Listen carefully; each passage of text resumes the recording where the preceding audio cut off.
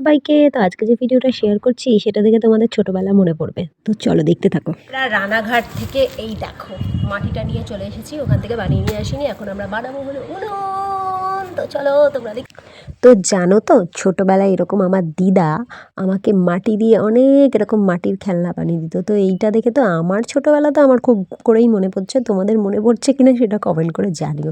তো আজকে আমি কি করেছি ওই যে দেখতেই পারলে, আমার মামার বাড়ি গেছিলাম, মামার বাড়ি জেঠুর বাড়ি সবই আমার রানাঘাটে। ওখান থেকে আমি নিয়ে এসেছিলাম মাটি, তো ভেবেছিলাম উনুন বানিয়ে নিয়ে আসবো। তো অনেক দিন ধরেই আমার ইচ্ছা একটু মাটির উনুন বানিয়ে সেখানে রান্না টান্না করবো, যেটা কিনা ছোটবেলায় করতাম মামার বাড়িতে। তো করবো বলেই এরকম ভেবেছিলাম বানিয়ে নিয়ে আসবো। তো বানিয়ে নিয়ে আসলে সেই আমরা যেহেতু একদিনই ছিলাম, বিকেলবেলায় চলে এসেছিলাম, তো বানিয়ে নিয়ে আসলে সেভাবে মানে এটা শুকাতে পারতাম না। তো ওই জন্যই আমার মামি বলল যে মাটি নিয়ে যা, মাটি নিয়ে গিয়ে ওখানে বানিয়ে নিবি। তাই আমি দেখো বসে পড়েছি। তো উনুনটা কিন্তু আমার বানানো হয়ে গেছে। আর দেখো এখন আমি বানিয়েছি ওই পাশে কড়াই, আর এখানে হচ্ছে খুন্তি। তো খুন্তিটা যখন হাতে নিয়ে বানাচ্ছিলাম বারবার ভেঙে যাচ্ছে।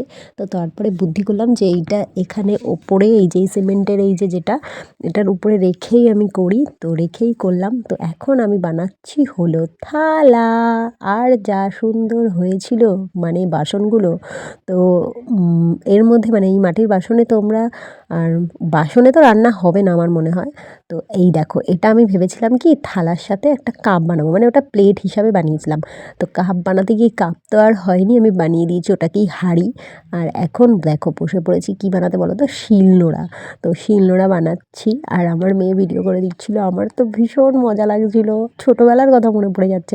তো আমার মাটির উনুনে তোমরা কি রান্না দেখতে চাও প্রথমে সেটা কিন্তু অবশ্যই কমেন্ট করে জানিও। আর এই যে দেখো শিলের ওপরে আমি একটুখানি ডিজাইন করে দিলাম, একটু মাছ ডিজাইন করেছি। আর এই যে হলো আমার মাটির খেলনার ফাইনাল লুক, কেমন হয়েছে অবশ্যই কমেন্ট করে জানিও। ওদিকে হাতাও বানিয়েছিলাম কিন্তু, আর হাঁড়িটা না অতটা ভালো হয়নি, হাঁড়ি আর কড়াইটা, সেটা আমি বুঝতেই পারছি।